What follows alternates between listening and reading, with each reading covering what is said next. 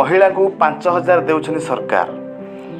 केंद्र सरकार अनेक कल्याणकारी योजना प्रणयन कर एमिति अनेक योजना अच्छी जहाँ कृषक एवं महिला को लाभ जोगाऊँगी। आज आम आपण मानक एमती एक योजना विषय कह बुझाऊँ जो महिला को 5,000 टंका मिलूँ। केंद्र सरकार अनेक कल्याणकारी योजना प्रणयन कर एमिति अनेक योजना अच्छी जहाँ कृषक एवं महिला को लाभ देउछि, किंतु निकट में गर्भधारण एवं प्रसव समय माँ को ऊपर अधिक बोझ ह्रास करने को एक नुआ योजना सरकार द्वारा आरंभ करा सेमानकर पुष्टिकर आवश्यकता को दृष्टि रखी केंद्र सरकार कार्यकारी करथिबा एक योजना होउछि प्रधानमंत्री मातृवंदना योजना। इंदिरा गांधी मातृत्व सहयोग योजना नामक यही योजना वर्तमान मोदी सरकार द्वारा प्रधानमंत्री मातृवंदन योजना भाव में कार्यकारी होउछि।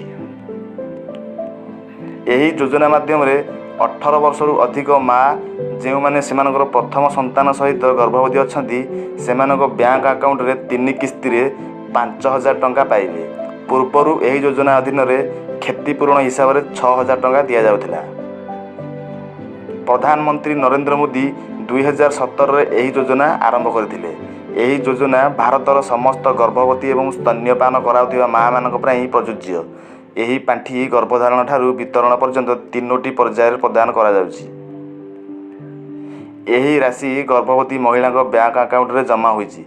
यह माध्यम गर्भावस्था स्वास्थ्य सुविधा एवं डाक्तरखाना खर्च व्यवहृत हुए। एथिपाई आवेदन करने को pmmvy.wcd.gov.in वेबसाइट परिदर्शन करने को पड़ो। अन्यथा जदि आपण गाँ सम्बन्ध अंगनवाड़ी शिक्षक केन्द्र में आपणकर प्रमाणपत्र दाखल करूँ। थरे आवेदन जांच होगा पर आर्थिक सहायता आपण बैंक अकाउंट रे जमा हो।